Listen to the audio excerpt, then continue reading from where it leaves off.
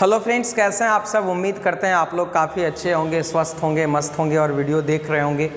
आपकी पढ़ाई भी बेहतर चल रही होगी। तो आप कमेंट करके हमको ज़रूर बताइएगा कि आपकी पढ़ाई कैसी चल रही है।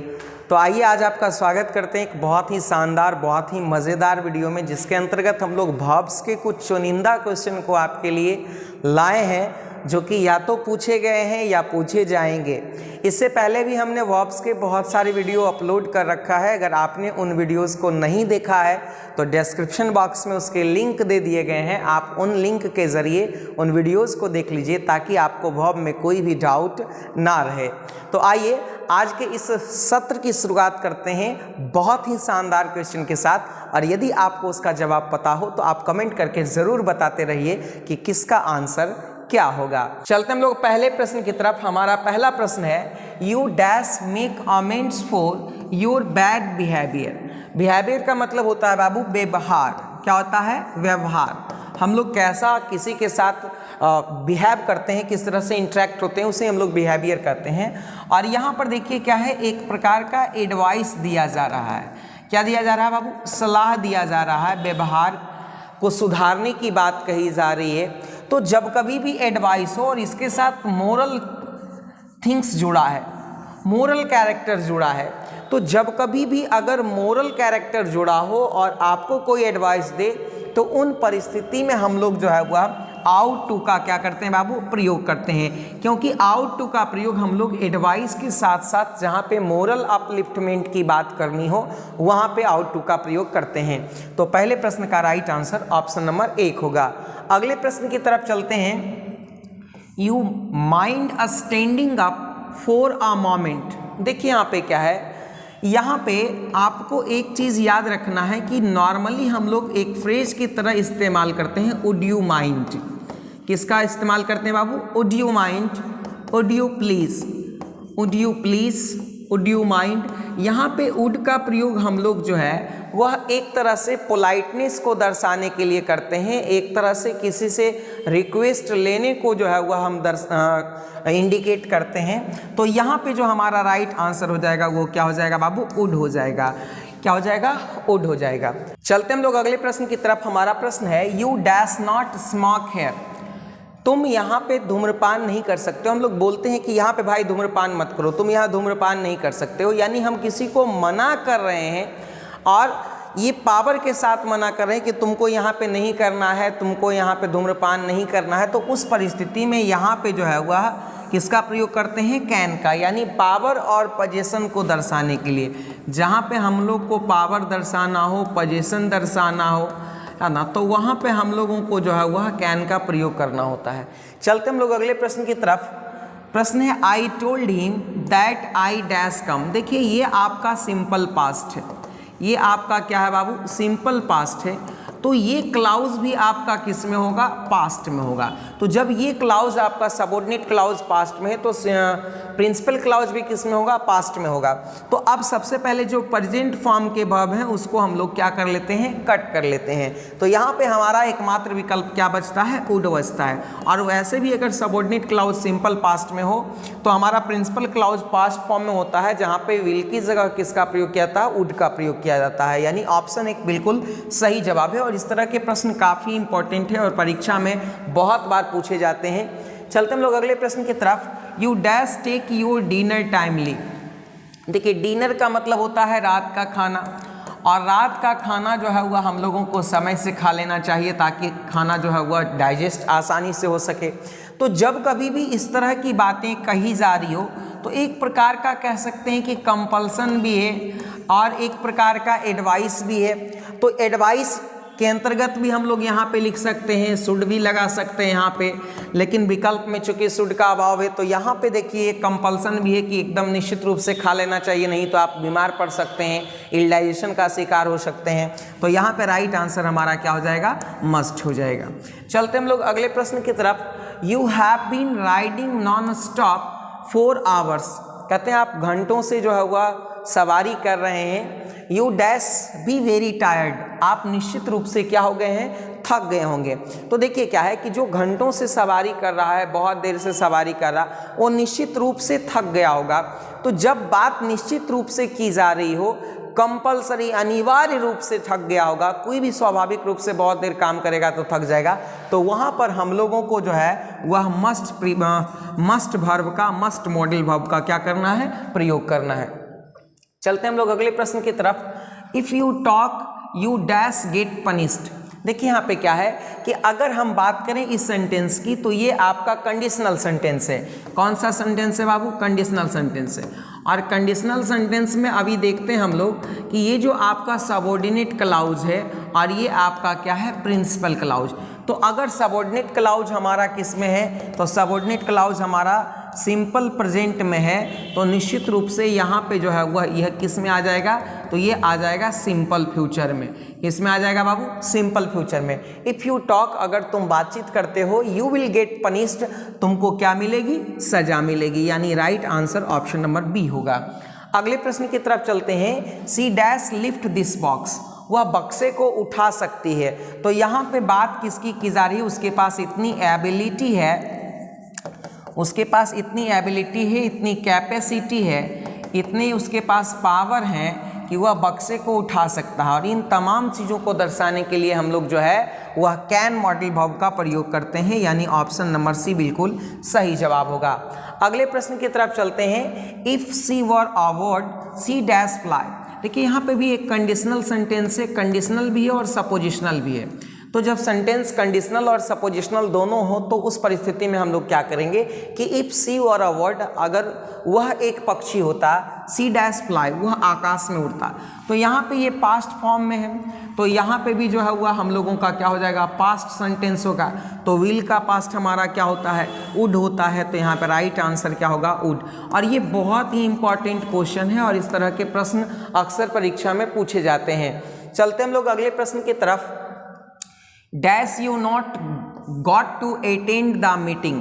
देखिए यहाँ पे जैसे ही नॉट लगा हुआ है तो हमको ये समझ जाना है कि निश्चित रूप से नीड नॉट का प्रयोग जो है वह किया गया होगा मार्जिनल ऑक्सिलरी वर्ब के रूप में, क्योंकि यहाँ पे मेन वर्ब का भी प्रयोग किया गया है, तो निश्चित रूप से इसके पहले मार्जिनल ऑक्सिलरी वर्ब आया होगा। You need not to go to attend the meeting, तुमको मीटिंग अटेंड करने की आवश्यकता नहीं है, ज़रूरत नहीं है, तो राइट आंसर यहाँ पे नीड नॉट। अगले प्रश्न की तरफ चलते हैं। You dash keep your house locked. देखिए यहाँ पे कहा जा रहा है कि आपको अपना घर बंद रखना चाहिए, अगर आप नहीं हैं कहीं बाहर गए हो तो घर को लॉक रखना चाहिए। नैतिकता ये बताता है और ये एक सलाह आपको दी जा रही है। तो जहाँ पे नैतिकता हो, जहाँ पे सलाह की बात हो, वहाँ पे किसका प्रयोग करते हैं हम लोग, आउट टू का प्रयोग करते हैं। You ought to keep your house locked, तुम्हें अपने घर को जो है वह क्या रखना चाहिए, बंद रखना चाहिए। अगले प्रश्न की तरफ चलते हैं। Dash God give you a son, भगवान तुमको एक पुत्र दे। तो यहाँ पर देखिए क्या है, ब्लेस है, और ये जो सेंटेंस है ना बाबू, ऑप्टेटिव सेंटेंस है। क्या है, ऑप्टेटिव सेंटेंस। तो ऑप्टेटिव सेंटेंस में हम लोगों का विश हो, हम लोगों का ब्लेस हो, तो विश हो, ब्लेस हो, इन तमाम सेंटेंस को दर्शाने के लिए हम लोग जो है वह मे मॉडल वर्ब का क्या करते हैं, प्रयोग करते हैं। और इससे बहुत बार सवाल रहता है, एक क्वेश्चन तो लगभग फिक्स रहता है ऑप्टेटिव सेंटेंस से, तो इसको ध्यान दीजिएगा, यहाँ पे मे का प्रयोग होगा। चलते हैं अगले प्रश्न की तरफ। स्टॉप च्यूइंग दैट पेंसिल और आई टेक इट अवे। कहता है कि इस पेंसिल को चबाना बंद करो, नहीं तो हम इसको क्या करेंगे, फेंक देंगे। अब देखिए यहाँ पे क्या है कि कह रहे हैं कि इस पेंसिल को चबाना बंद करो, नहीं तो हम इसे क्या करेंगे, फेंक देंगे। तो यहाँ पर जो राइट आंसर हो जाएगा वो हो जाएगा क्या, आई के साथ विल, यानी हम उसको थ्रीटेन कर रहे हैं, हम उसको धमकी दे रहे हैं, थ्रीटेन कर रहे हैं, उसको धमकी दे रहे हैं। तो जब यहाँ पे बात धमकी देने की आ जाए, बात वादा करने की आ जाए, तो उस परिस्थिति में आई के साथ हम लोग जो है वह विल का क्या करते हैं, प्रयोग करते हैं। तो राइट आंसर हो जाएगा ऑप्शन नंबर 1। अगले प्रश्न की तरफ चलते हैं। डैश ही लिव लॉन्ग, ये भी आपका जो है वह ऑप्टेटिव सेंटेंस है, और अभी हमने बताया कि ऑप्टेटिव सेंटेंस में हम लोग मे मॉडल वर्ब का प्रयोग करते हैं, और ये बहुत ही इंपॉर्टेंट कंसेप्ट है। चलते हम लोग अगले प्रश्न की तरफ। सी रैदर डाई दैन बेक। देखिए यहाँ पे क्या है, हम लोगों को एक कंसेप्ट याद रखना है, वुड रैदर। क्या बाबू, वुड रैदर, ये बार बार आपको यूज में आएगा। और वुड रैदर का प्रयोग हम लोग तब करते हैं जब कोई किसी काम पे किसी काम को तवज्जो देता है। जैसे सी वुड रैदर डाई दैन वेक का मतलब ये होता है कि वह भीख मांगने से ज़्यादा मरना पसंद करेगा या भीख मांगने से बेहतर है कि वो क्या हो जाए, मर जाए। तो यहाँ पर देखिए क्या है, इस तरह के प्रश्न में वुड का प्रयोग करते हैं और ये बहुत ही ज़्यादा महत्वपूर्ण सवाल है और बहुत बार परीक्षा में पूछा गया है, इसलिए सबको आप याद रखेंगे। चलते हैं हम लोग अगले प्रश्न की तरफ। Dash you like to come again. मैंने आपको यहाँ पे भी एक बार बताया कि आप इसे याद रखेंगे। Would you like, would you like, would you mind, would you mind, would you please, would you please, है ना, वुड रैदर। इन तमाम सेंटेंस में आप देखेंगे कि इस तरह के कंसेप्ट में वुड का प्रयोग फ्रीक्वेंटली किया जाता है और ये बहुत ही ज़्यादा महत्वपूर्ण है। तो यहाँ पर जो है वो हम लोग किसका प्रयोग करेंगे बाबू, तो वुड का प्रयोग करेंगे। चलते हम लोग अगले प्रश्न की तरफ। You mind if I switch off the light. अभी तुरंत हमने बताया कि यहाँ पर हम लोग जो है वह वुड का प्रयोग करते हैं। वुड यू माइंड, आप बुरा तो नहीं मानेंगे if I switch off the fan, अगर मैं पंखे को क्या कर दूं, बंद कर दूं। तो एक तरह से परमिशन भी ले रहे हैं और पोलाइटनेस को भी शो कर रहे हैं। तो परमिशन लेना भी है और पोलाइटनेस को भी शो करना है, तो दोनों परिस्थिति में हम लोग वुड का प्रयोग करते हैं। यानी यहाँ पे जो राइट आंसर हो जाएगा वो ऑप्शन नंबर सी हो जाएगा। अगले प्रश्न की तरफ चलते हैं। Anybody dash commit mistakes. देखिए ये थ्योरेटिकल पॉसिबिलिटी है और यहाँ पे देखिए क्या है, थ्योरेटिकल पॉसिबिलिटी है, सैद्धांतिक संभावना, पॉसिबिलिटी, सैद्धांतिक संभावना है। तो सैद्धांतिक संभावना जहाँ पे भी हो वहाँ पे हम लोग किसका प्रयोग करते हैं, कैन का। जैसे हर कोई गलती कर सकता है, गलती किसी से भी हो सकती है, स्वाभाविक बात है, कोई भी इंसान से कभी भी गलती हो सकती है। तो एनीबडी कैन कमिट मिस्टेक्स, कोई भी जो है वह गलती कर सकता है, यानी ऑप्शन एक बिल्कुल सही जवाब होगा। अगले प्रश्न की तरफ चलते हैं। You dash not come out of the house till it stops raining.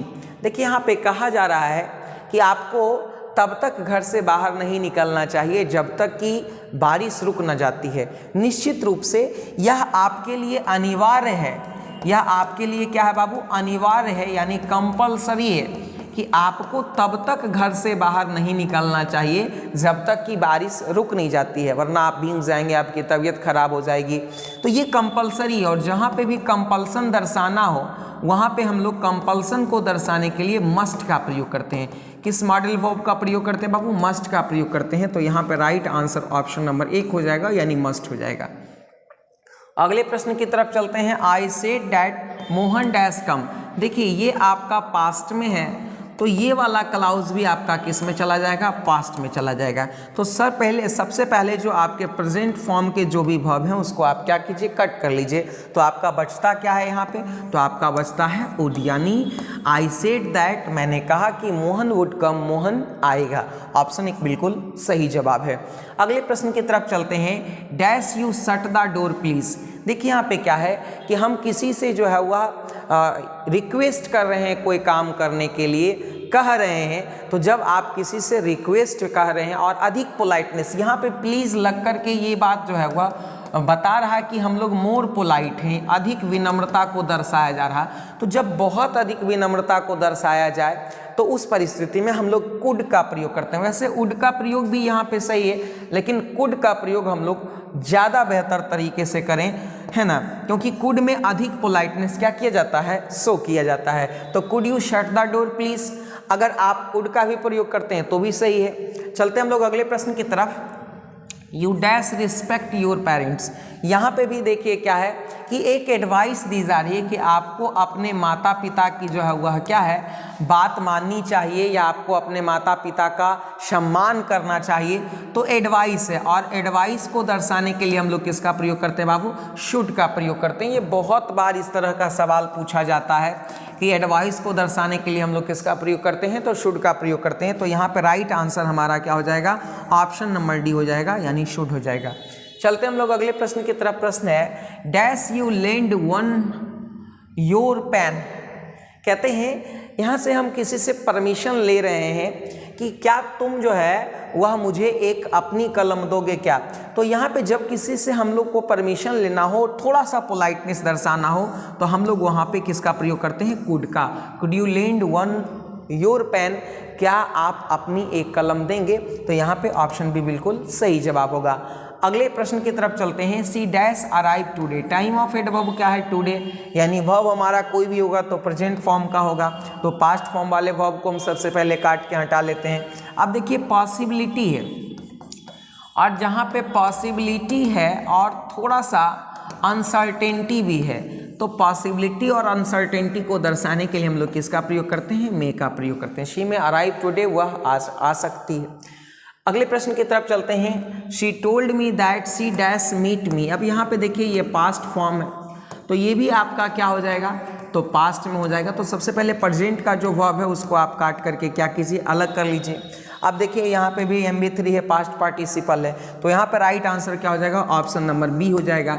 यानी सी टोल्ड मी, उसने मुझसे कहा, दैट की सी कुड मीट मी, वह मुझसे मिल सकती थी।